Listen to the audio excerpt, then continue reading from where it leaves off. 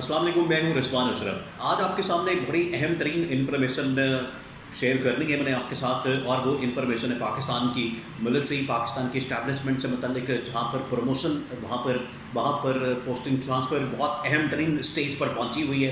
और ये जो सितंबर का महीना है, सितंबर का महीना पाकिस्तान के अंदर बहुत ही अहम तरीन है।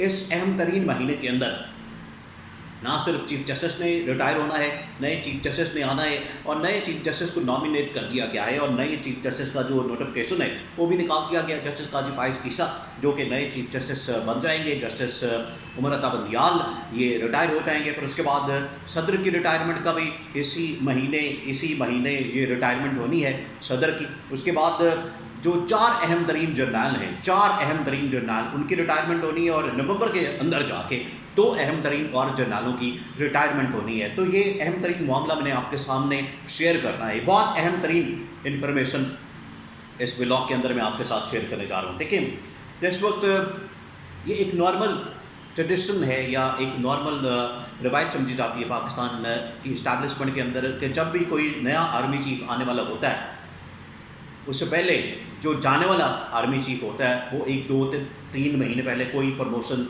या कोई पोस्टिंग ट्रांसफ़र फिर नहीं करता, क्योंकि वो फिर जो नया आने वाला आर्मी चीफ होता है उसका प्रोगेटिव, उसका राइट, उसके पास ये हक होता है, वो फिर अपने मर्ज़ी के मुताबिक अपने मामलात को देखते हुए अपनी एक टीम बनाता है। लेकिन इस मरतबा क्या हुआ, ये जो जनरल बाजवा और army chief general Asim Munir के दरमियान जब चेंज ऑफ कमांड हुई, तो इसमें जनरल बाजवा ने अपने आखिरी दौर में आखिरी 1-2 महीनों के अंदर अहम तरीन टॉप के जो मेजर जनरल्स थे उनको लेफ्टिनेंट जनरल के अहदे के ऊपर तैनात कर दिया, जो तकरीबन कोई 11-12 बनते थे।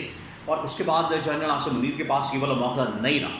तो जनरल आसिम मुनीर के पास अभी पहली मरतबा मौका आने वाला है कि वो अब ऐसे मेजर जनरल्स के ऊपर लेफ्टिनेंट जनरल्स के ऊपर प्रमोट करेंगे, और लेफ्टिनेंट जनरल्स कुछ रिटायर होंगे, उसके बाद प्रमोट करेंगे, मेजर जनरल से उनको ऊपर लाएंगे, और अब इनके पास ऐसा मौका है कि अपने मर्जी के मुताबिक टीम बना सकते हैं।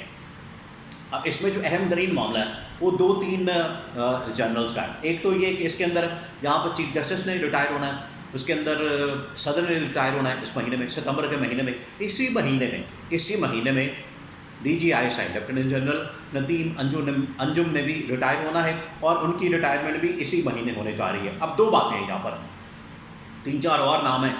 एक तो लेफ्टिनेंट जनरल गुजरांवाला के जो कोर कमांडर हैं, लेफ्टिनेंट जनरल आमिर, जिसके मतलब पाकिस्तान पीपल्स पार्टी और आसिफ अली जरदारी ने बड़ा कहा था कि इनको भी आर्मी चीफ बनाया जाए, क्योंकि वो उस लिस्ट के अंदर शामिल, वो उस रन के अंदर थे, वो इस रेस के अंदर थे जो कि आर्मी चीफ बनने वाले थे।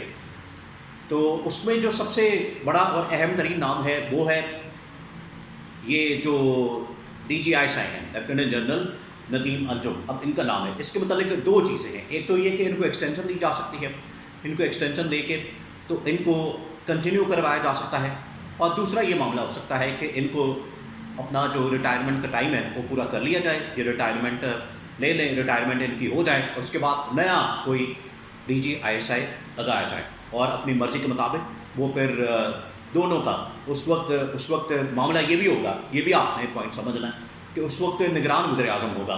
तो ये असल में प्रोगेटिव और राइट होता है वज़ीर आज़म का, प्राइम मिनिस्टर का, कि वो DGISI लगाता है और DGISI फिर उसको रिपोर्ट करता है प्राइम मिनिस्टर को। तो यहाँ पर ये मामला होगा कि जो सिटिंग प्राइम मिनिस्टर होगा वो निगरान वज़ीर आज़म होगा, वो ये वाला जो रेगुलर वज़ीर आज़म होता है वो वाला नहीं होगा, यानी कि शहबाज शरीफ नहीं होगा, बल्कि जो आगे निगरान सेटअप है उसके अंदर ये तैनाती होनी है। तो अब इसमें 2 चीज़ें हैं, या तो फिर इसको कंटिन्यू करवा लेंगे जो इस वक्त DGISI है, या फिर इनको रिटायर करने के बाद यहाँ पर नया बंदा इंस्टॉल कर दिया जाएगा, नया बंदा लगा दिया जाएगा, नए बंदे को अपॉइंट कर दिया जाएगा, और वो फिर आके अपने मामलात को चलाएगा। उसके बाद नवंबर के अंदर भी 2 अहम तरीन जनरलों की रिटायरमेंट होनी है, और उसके बाद भी पाकिस्तान के army chief general Asim Munir को यह मौका मिलना है कि वहाँ पर भी अपनी मर्ज़ी के मुताबिक वो प्रमोट कर सकते हैं, और शख्सियात को ला सकते हैं, लेफ्टिनेंट जनरल्स को ला सकते हैं, from major general to lieutenant general. ये बड़ा अहम तरीन मामला है। और सितंबर का महीना, देखिए सितंबर के महीने की जो एक सियासी अहमियत है उसको भी आपने समझना है। ये तो आपकी ملٹری سائڈ کی اہمیت تھی. اب آپ نے اس کی سیاسی اہمیت کو بھی سمجھنا ہے. دیکھیں جب سے یہ حکومت آئی ہے اس حکومت نے اس طرح سے کام کیا کہ ہماری مرضی کے تمام لوگ اہم عہدوں کے اوپر بیٹھے ہوں، اہم عہدوں کے اوپر لگے ہوں، تاکہ ہم اپنی مرضی کے مطابق مینوورنگ کر سکیں، مینپولیشن کر سکیں آگے آنے والے الیکشن کے اندر. اور ایون کے نگران سیٹ اپ میں بھی، نگران سیٹ اپ جب آپ کی مرضی کا لگا ہوگا اس میں پھر آپ اہم ترین جو پوسٹنگ ہوں گی اس میں اہم ترین پوزیشن کے اوپر ان کے اپنے بندے ہوں گے. وہ پھر آگے اسی طرح سے اکتوبر نومبر میں جب الیکشن ہونے ہیں اس میں یہ اپنی مرضی کی مینپولیشن الیکشن کے اندر کر سکتے ہیں. یہ اب اس حکومت کا. اس سے پہلے جب بھی ان سے بات ہوتی تھی الیکشن سے متعلق الیکشن ڈیٹ اناؤنس کریں یا الیکشن آپ کروا دیں، ارلی الیکشن کال کرتے ہیں، اسمبلیاں ڈسالو کر دیں، شہباز شریف ریزائن کر دیں، استعفیٰ دے دیں، تو حکومت کی جانب سے کہا جاتا تھا کہ ہم ارلی الیکشن نہیں کال کریں گے، ہم اسمبلیاں ڈسالو نہیں کریں گے، مدت پوری ہم نے کروانی ہے. اس کی جو مین وجہ ہوتی تھی وہ یہ تھی کہ اس وقت ستمبر کے اندر 17 ستمبر کو چیف جسٹس نے چینج ہونا ہے. نیا چیف جسٹس جو کہ جسٹس قاضی فائز عیسی ہیں انہوں نے آنا ہے، اور جسٹس عمر عطا بندیال نے جانا ہے چیف جسٹس. اور اس کے بعد یہ اپنا ایک چیف جسٹس لانا چاہتے تھے، اس کے بعد اپنی مرضی کا یہ صدر بھی لانا چاہتے ہیں. اب صدر کے معاملے کے اوپر یہ صورتحال ہے کہ صدر کا اصل میں انتخاب ہو نہیں سکتا کیونکہ الیکٹورل کالج نہیں ہوگا.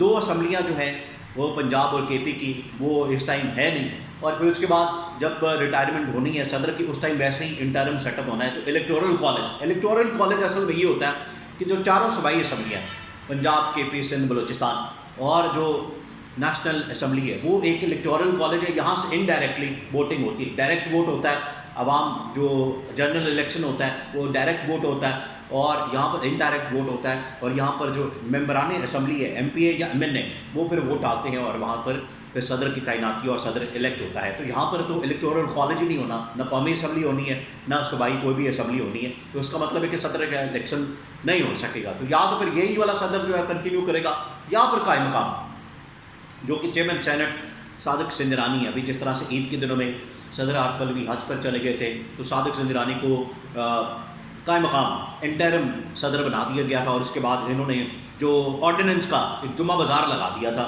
کہ یہ فلانا آرڈیننس بھی نکال دو، یہ بھی آرڈیننس نکال دو، یہ بھی نکال دو. اپنی مرضی کے انہوں نے پھر سارے کام کروانا شروع کر دیے تھے.